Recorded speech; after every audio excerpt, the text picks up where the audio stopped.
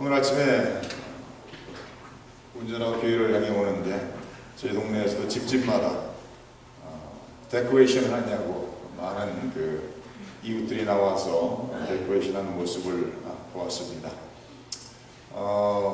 딱 땡스기빙이 지나자마자 데코레이션을 해서 11월 한 달 동안 각 집마다 이렇게 화려하게 다양한 라이딩이라든지 이런 걸 통해서 집을 데코레이션을 하죠.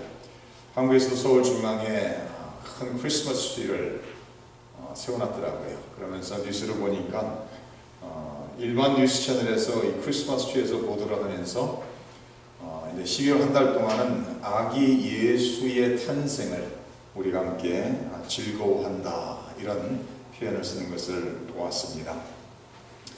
몇 년 전에 미국에서 Secret Santa라는 사람이 있었어요. 비밀 센터라고 할까요? 이 사람은 무엇을 하는가 하면은 자기가 사는 도시에서 시작을 해갖고 캐시로 100불짜리를 들고 다니면서 길거리 사람한테 그냥 나눠주는 일을 했어요. 그래서 그냥 아무 이유 없이 좀 가난해 보이면 가서 그냥 100불 주고 지나갑니다. 뭐 그들에게 기대하는 것도 아무것도 없고 바라는 것도 없고 뭐 자기가 누구라는 것도 말하지 않고 그냥 조용히 길거리를 가다가 가난하고 어려운 사람 같아 보이면 그냥 100불짜리를 주고, 아니면 같이 길을 지나다가 누구를 만나면 100불짜리를 주고 지나가곤 했습니다. 그래서 USA Today에서 이 사람에 대해서 몇 년 동안 이렇게 뒷조사를 하면서 이 사람이 계속해서 100불짜리를 매년 주는 것을 보도한 적이 있습니다. 그래서 매년 한 25,000불씩 이렇게 캐시로 100불짜리로 바꿔서 이 크리스마스 때가 되면은 이 돈을 나누어 줬다고 합니다. 근데 이 사람이 1971년도에 비하인드 스토리가 무엇인가 하면은 1971년도에 자기가 다니는 회사가 망했어요.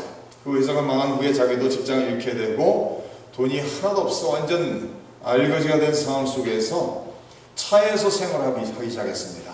그래서 차에서 한 8일 정도를 잠을 자고 돈이 하나도 없어서 이틀 정도를 아무것도 먹지 못했어요. 그래서 이 사람이 너무나도 배고파서 이틀을 굶은 후에 그 지역에 있는 동네에 있는 다이너에 아침에 들어갑니다. 다이너에 들어가서 돈은 하나도 없지만 너무나도 배고프니까 자기가 먹고 싶은 거를 전부 다 시켜놓고 아침을 푸짐하게 먹습니다.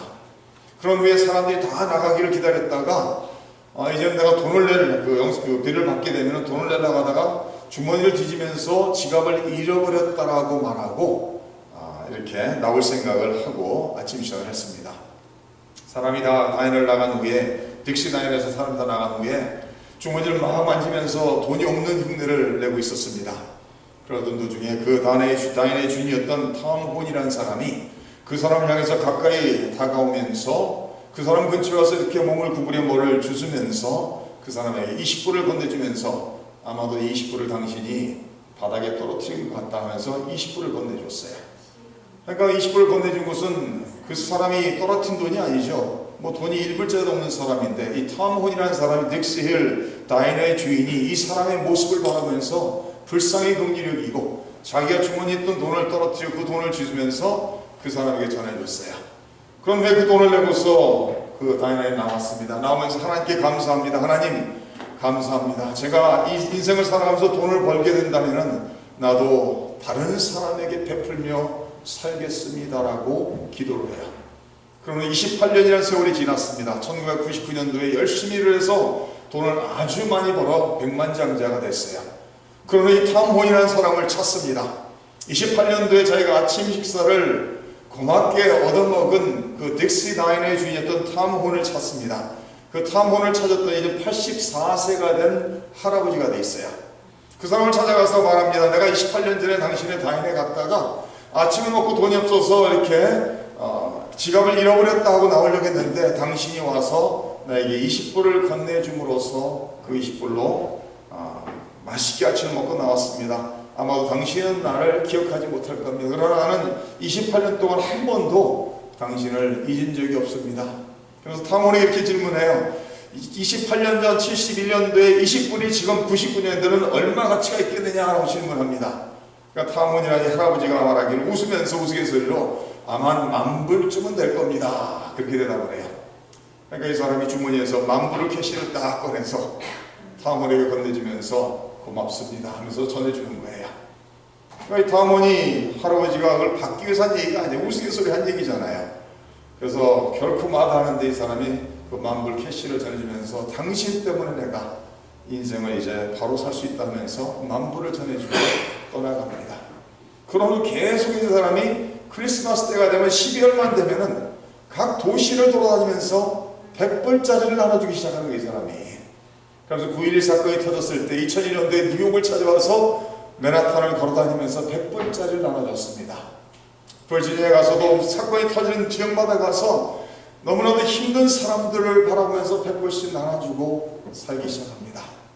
그래서 얼마 전에 이 사람이 누구라는 게 밝혀졌어요. 이 사람의 이름은 레리 스튜어트라는 사람이에요. 몇 년 전에 이름을 밝히면서 그때까지 나누어준 돈이 130만 불이라고 합니다. 130만 불을 그냥 아무 조건 없이, 아무 기대하는 것이 없이 그냥 100불씩 나눠주면서 인생을 살았어요. 근데 몇 년 전에 이 사람의 이름을 밝힌 이유 중에 하나는 이젠 암 선고를 받고 암 걸렸다는 것을 알고 자기 자신 이름을 밝히면서 다른 사람들도 돈이 있다면 없는 사람, 어려운 사람들을 이 크리스마스 시즌 때 이렇게 나눠주면서 기쁨을 나누면 좋겠다라고 말을 했습니다. 참 인생을 멋있게 사는 사람이죠. 질문합니다. 받는 것과 주는 것 어느 쪽이 더 기쁨이 클까요? 이야, 멋있는 성도님들이에요. 생각할 것도 없이 주는 것은 맞습니다. 주는 기쁨이 받는 기쁨보다 더 큰 것입니다. 좁은 사람들은 알아요. 저희가 자녀를 양육하면서도 저희 아이들에게도 아이들이 원하는 것을 사가지고 집에 들어갈 때는 내 돈을 써서 물건을 샀음에도 불구하고 선물을 샀음에도 불구하고 그 선물을 받고 기뻐할 자녀를 생각하며 더 기뻐하는 것이 부모의 마음이죠. 인생은 그렇습니다. 주는 기쁨이 받는 기쁨보다 더 크다는 것을 우리는 인생을 살아가면서 체험하게 됩니다. 이 크리스마스 때가 되면 수많은 사람들이 선물을 사기 위해서 돌아다니면서 볼 수가 있죠. 그저께 블랙 프라이데라고 하죠. 땡스기빙이 지난 바로 다음 날 블랙 프라이데를 하는데 이제는 미국에서는 블랙 프라이데를 언제 시작하죠? 땡스기빙 그날 시작해버려요. 그래서 땡스기빙 날 가게 문을 열고 땡스기빙 오후 시간부터 시작을 해갖고 블랙 프라이데이 쇼핑을 시작하게 됩니다. 그래서 어떤 체인점을 가지고 있는 주인들은 땡스기빙만큼 우리가 문을 열 수 없다. 그러면 그 체인점 그 회장한테 강요를 받죠. 우리 원칙은 블랙 프라이데이 쇼핑을 위해서 시작해서 문을 열어야 된다고 말합니다. 근데 간혹 어떤 사람들은 열 수가 없다. 땡스기빙만큼은 우리가 1년에 한 번 온 가족이 모여서 함께 사랑을 나누며 교제를 나누며 식사를 나누며 감사한 것을 우리가 서로 나누는 시간인데 이날만큼은 내가 사업을 가게 문을 열 수 없다라고 말합니다. 이 미국에서는 블랙 프라이데이가 1년에 가장 큰 쇼핑 대회로 이제 자리 잡았죠. 우리 성도님들도 금요일날 나갈 수 있는지 모르겠어요. 저도 몇 년 전까지는 나갔었는데 이제는 나가질 않습니다. 전에 나가죠. 왜 그런가 하면은 너무나도 사람들이 많죠. 몇 년 전에 스페셜한 걸 찾아 나가면은 가게마다 사람들이 너무 많아서 물건 하나 사기 위해서 몇십 분씩 길게는 한두 시간까지 기다려야 되는 것을 체험을 하게 됩니다.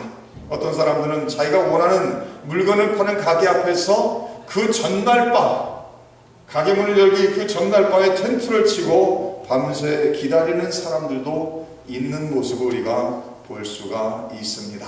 미국에서 한 100 밀리언, 100만, 1000만, 억만 명 이상 금요일날 하루 쇼핑을 나간다고 얘기해요. 그래서 1년 전체 세일의 한 3, 4%가 그날 하루에 다 판매가 된다고 말합니다. 한국에서까지도 미국 블랙 프라이데이 쇼핑에 동참하는 것을 볼 수가 있어요. 한국에서 자기가 원하는 물건을 사려면은 만약에 100만 원이라면은 미국에서 블랙 프라이데이 스페셜 하는 것을 40만 원에 살 수 있다는 거예요.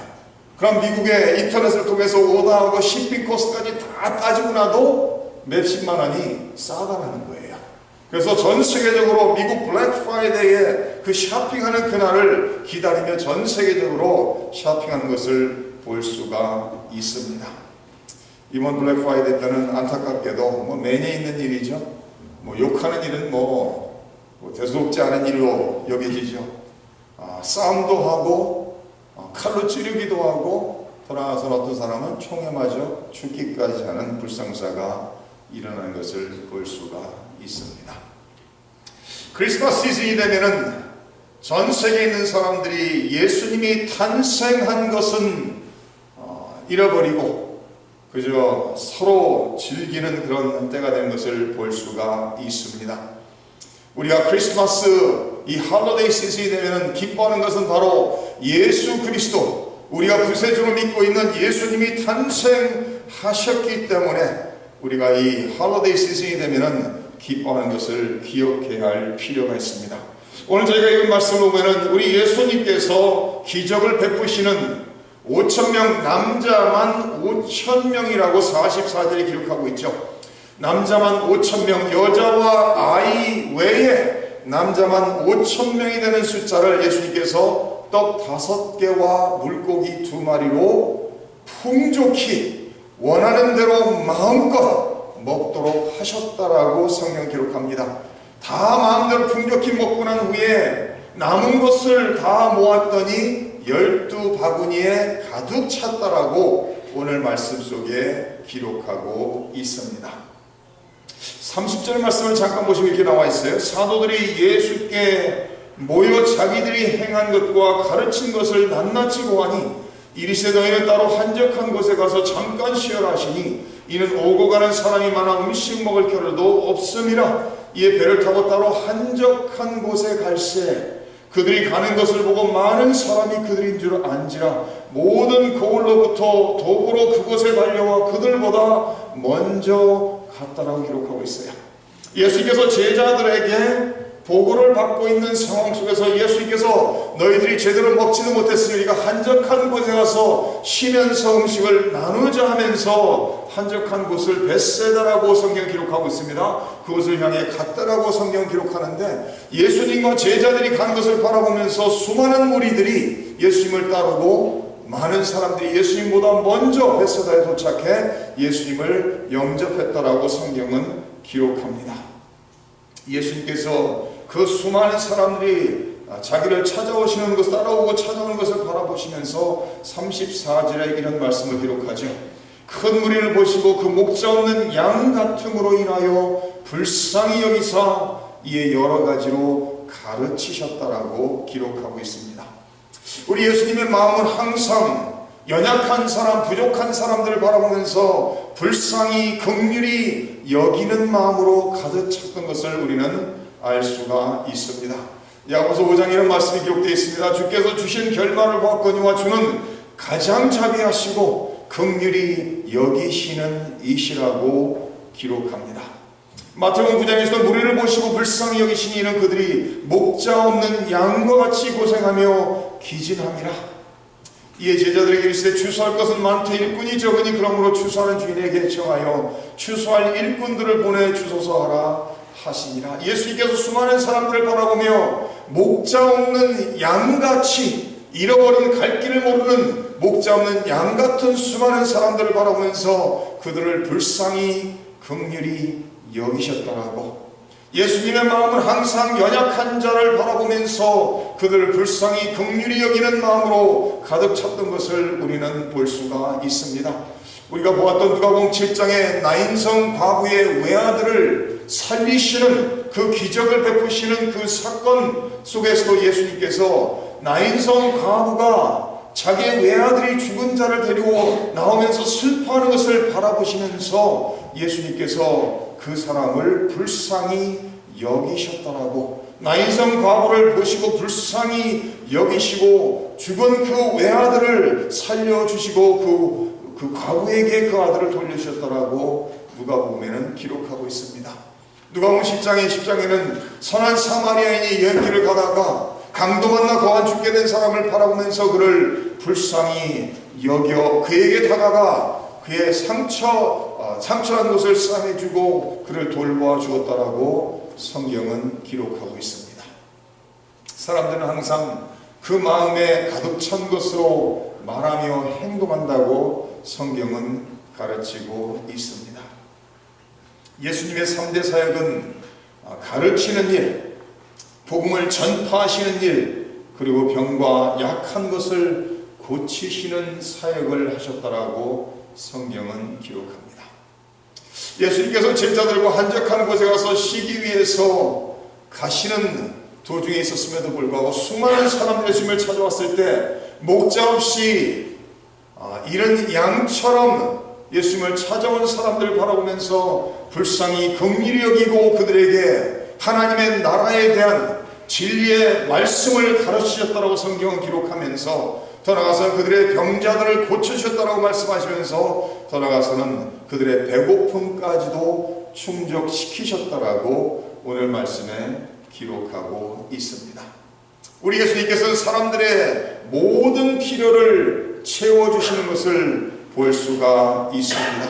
그들의 영적으로 필요한 말씀 진리를 주심으로써 생명의 말씀을 주심으로써 그들의 영적에 필요한 것을 채워주시고 육신의 병을 가지고 있는 사람들은 하나님 예수님의 능력으로 그 병을 치유하심으로 회복시켜 주시고 더 나아가서는 지금 한적한 곳에 물건을 사서 먹을 수 없는 그런 상황 속에 처해 있는 수많은 사람들의 배고픔까지도 예수님께서 채워주시고 있는 것을 우리는 볼 수가 있습니다. 예수님께서 행하신 그 기적 중에서 그 사복음서, 마태복음, 마가복음, 누가복음, 요한복음, 사복음서 전체에 기록된 기적 중에 하나가 바로 이 내용이에요. 남자만 5,000명을 먹이신 오병이어의 기적이라고 말하죠. 떡 5개, 물고기 2마리로서 남자만 5,000명, 여자와 아이들까지 포함한다면 적어도 10,000명 이상이 되는 그 수많은 사람들을 예수님께서 떡덩어리 5개와 물고기 2마리로 먹이신 이 사건이 사복음서 전체에 기록되어 있습니다. 오늘 말씀 속에서는 예수님께서 제자들에게 너희들이 먹을 것을 주라고 말씀하시고 있죠. 34절 보십니다. 35절입니다. 때가 저물어 가매 제자들이 예수께 나와 여짜오되 이곳은 빈들이요 날도 저물어 갔다라고 기록합니다.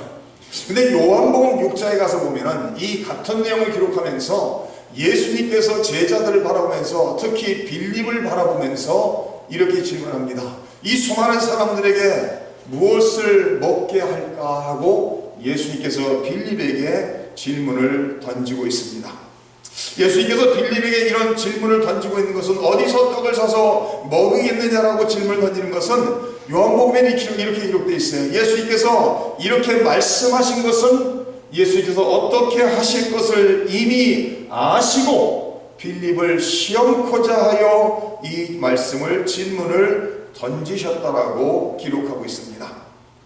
그 질문을 받은 빌립이 계산을 해봅니다. 사람을 대충 보니까 지금 적어도 10,000명 이상이 되는 사람이죠. 아마 빌립이 계산이 빠졌던 것 같아요. 그 사람들을 바라보면서 예수님께 말하는 것이 뭐죠? 이 사람들을 먹이려면은 한 끼를 먹이는데도 필요한 돈이 얼마나 나와 있어요?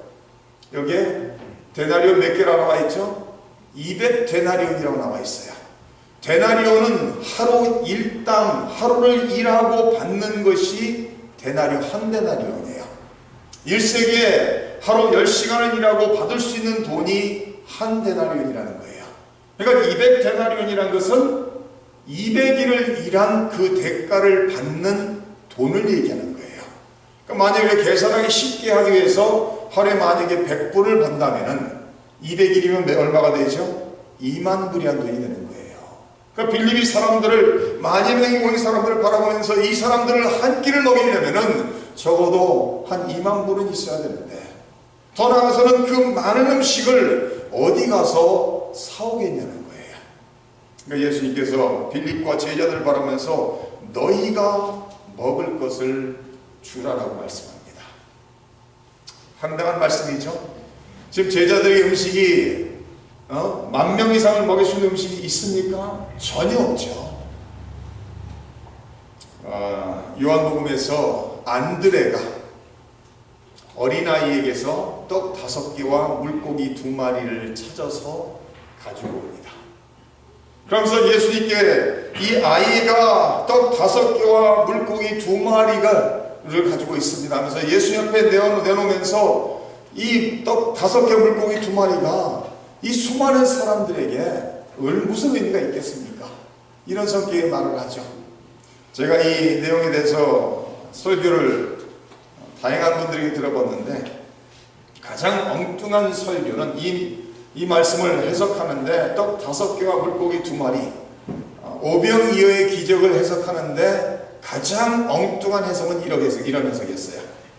어떤 목사님이 말씀을 전하면서 이 내용을 가지고 설교하면서 이게 예수님께서 어린아이의 떡 5개와 물고기 2마리를 가지고 축사하시고 떼어줬는데 계속 불어나서 만여 명이 다 배불리 먹고 남은 것이 12바구니에 가득 찼다. 그게 아니다.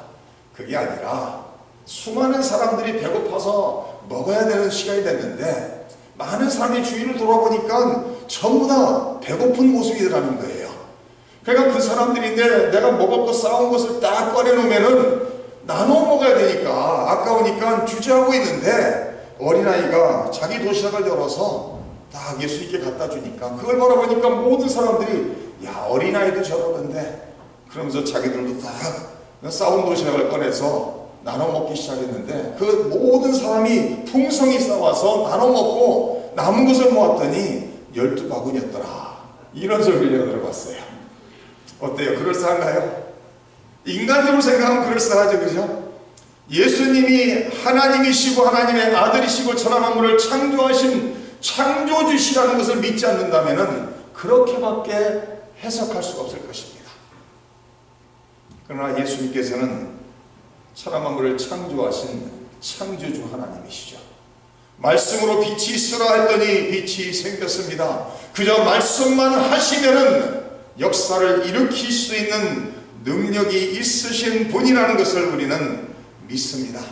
그래서 우리 예수님께서는 어린아이가 내어놓은 떡덩어리 5개와 물고기 2마리를 가지고 하늘을 우러러보시면서 하나님께 감사 기도를 드리고 제자들에게 50명씩 100명씩 잔디에 그곳에 앉게 하란 후에 제자들에게 기도하시고 그 떡 5개와 물고기 2마리를 가지고 나누어 주기 시작하는데 신기한 일이 일어나죠. 아무리 나누어줘도 끝이 없는 거예요. 떡 하나씩 줬다면 5명에게 주고 나면 끝나야 될 것이 5명, 50명, 500명, 5,000명, 10,000명에게 배불리 먹도록 다 나누어 준 후에도 부족함이 없더라는 거예요. 그러면 예수님께서 제자들에게 남은 것을 다 모으라고 말씀하시죠. 그때 남은 조각들을, 음식들을 다 거두어 모았더니 바구니 12바구니에 가득 찼다라고 기록하고 있습니다. 우리 예수님께서는 하시는 모든 일들이 사람들을 사랑하는 마음으로 불쌍히 긍휼히 여기는 마음으로 하시는 것을 볼 수가 있습니다. 42절에 예수님께서 떡 5개 물고기 2마리로 모든 사람들이 원하는 만큼 먹게 한 후에 42절에 이런 말씀을 기록하고 있습니다.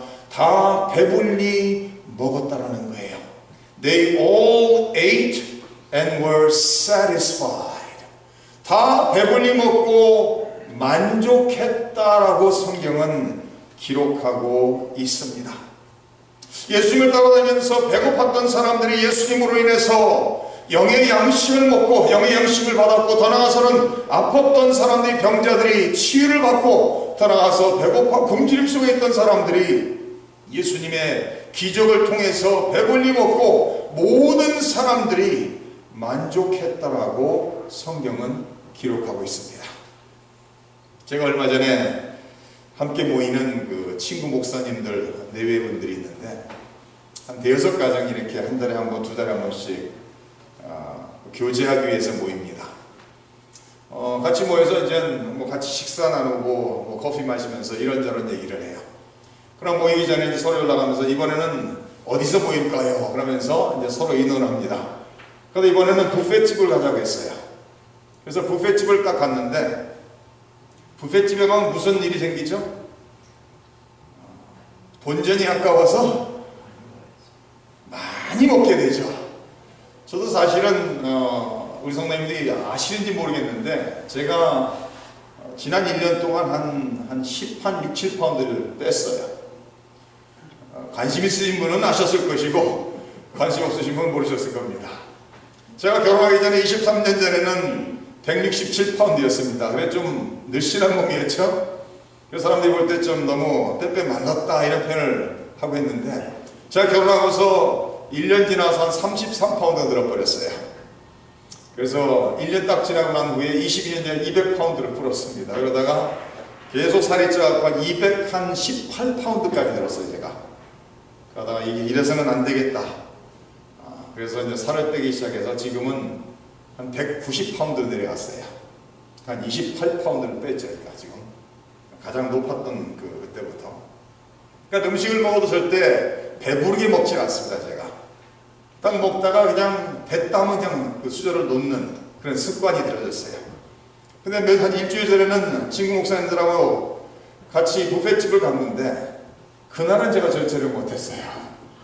절제를 못하고 한 접시를 먹고 한 두 접시 먹으면 손을 놔야 되는데, 그날은 조금 비싼 뷔페집을 갔거든요.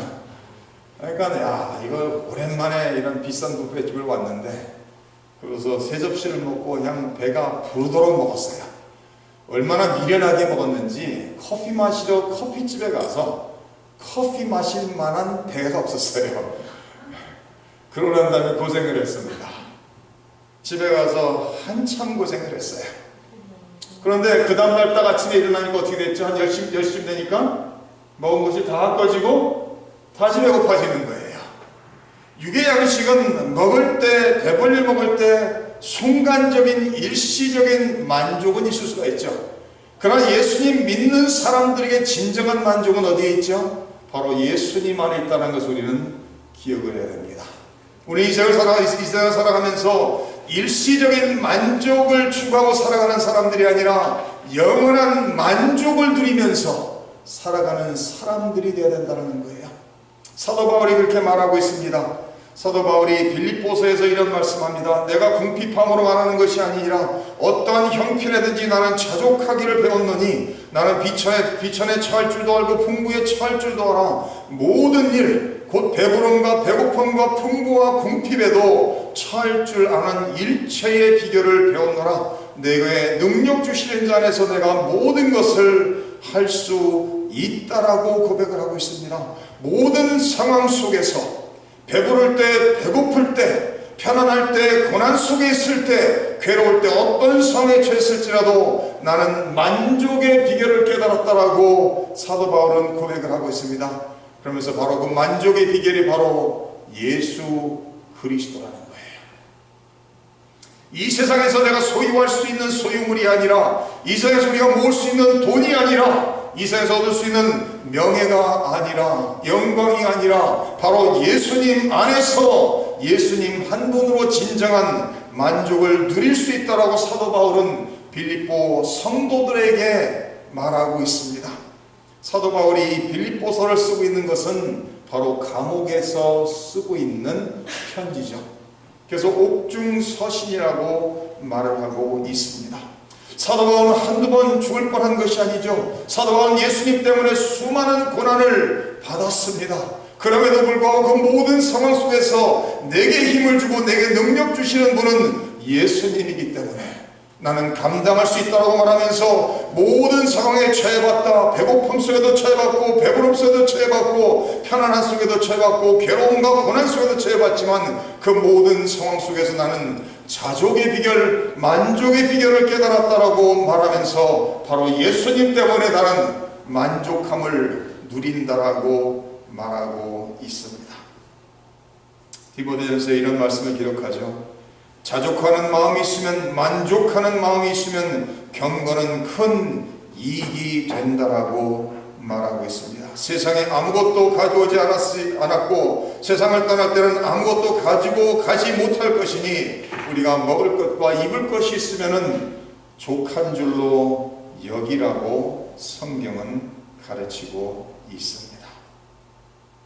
우리 예수님께서는 불쌍히 긍휼히 여기심으로 사람들의 영적인 필요를 채우시고 사람들의 육적인 필요도 채우셨습니다.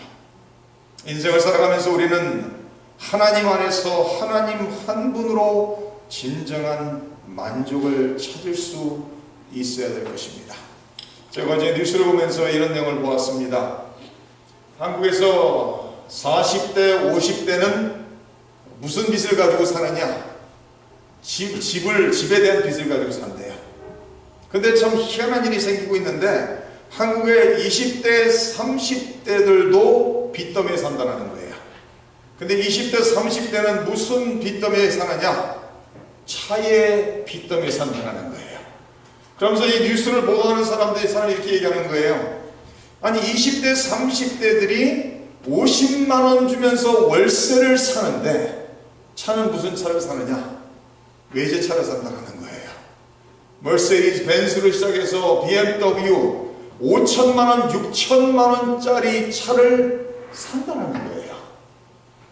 한 달에 50만 원 월세를 주고 사는 젊은이들이 20대, 30대들이 5천, 6천만 원짜리 외제차를 굴린다고 얘기합니다. 그러면서 그들은 내일을 위해서 사는 사람들이 아니라 그저 오늘을 위해서 지금 이 순간만을 위해서 사는 사람들이 되었다라고 보도하는 내용을 보았습니다. 우리 예수님 믿는 사람들은 오늘 이 순간에 충실해야 되죠. 그러나 우리는 오늘 이 순간에 일시적인 만족을 추구하고 사는 사람들이 아니라 예수님 안에서 예수님이 주시는 진정한 만족을 누리면서 사는 사람들이 되어야 되겠습니다. 하나님께서 우리 성도님들을 사랑하시고 그 사랑으로 독생자를 세상에 보내시고 십자가에 내어주심으로 말미암아 그 예수님의 희생을 통해 우리에게 영생의 선물이 주어졌고 우리의 이름이 생명책에 기록되어 있습니다. 그러므로 우리 예수님께서 사람들을, 연약한 사람들을 불쌍히 여기시고 살았던 것처럼 우리도 불쌍히 긍휼히 여기는 마음을 가지고 이 세상을 살아야 될 것입니다. 예수님으로 말미암아 모든 사람들이 만족을 누렸던 것처럼 우리 모두도 예수님으로 인해서 진정한 만족을 누리면서 살아야 되겠습니다. 우리 사랑하는 성도님들, 이 크리스마스 때가 돼서 예수님 한 분으로 진정한 만족을 찾으시는 복된 한 달이 되시기를 주님의 이름으로 축원합니다.